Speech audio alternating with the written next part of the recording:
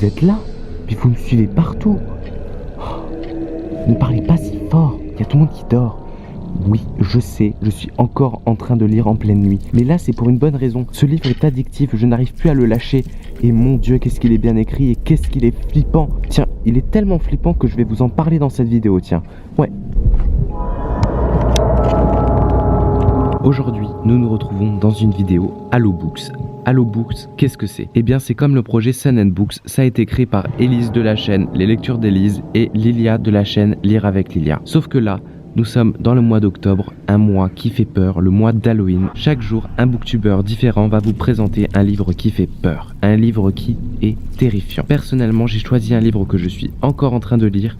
Je ne l'ai pas terminé, mais j'ai quand même décidé de vous en parler dans cette vidéo parce qu'il me terrifie. J'ai jamais eu vraiment très peur en lisant des livres. Et là, c'est la première fois de ma vie que j'ai peur en lisant un livre. Et donc, je me suis dit, il faut absolument que j'en parle. Et donc, c'est Salem de Stephen King. De quoi parle ce livre? Le Maine, 1970. Ben Mears revient à Salem et s'installe à la Marston House, inhabitée depuis la mort tragique de ses propriétaires 25 ans auparavant. Mais très vite, il doit se rendre à l'évidence. Il se passe des choses étranges dans cette bourgade.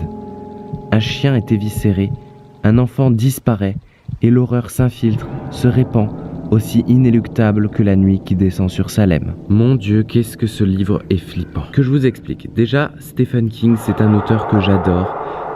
Il me fera toujours autant frissonner. Mais pour moi, il y a une différence entre frisson et peur. J'ai rarement eu peur en lisant un livre, mais celui-là, je peux vous assurer qu'il me fait très peur pour l'instant. Petit plus, je trouve que c'est le livre le plus réussi de Stephen King par rapport au travail de style et d'écriture. Il est génial et ça se lit vraiment super bien. Il n'y a pas de longueur pour l'instant, il n'y a pas de longueur et c'est tellement fluide et ça fait peur et c'est parfait. C'est la recette parfaite pour Halloween.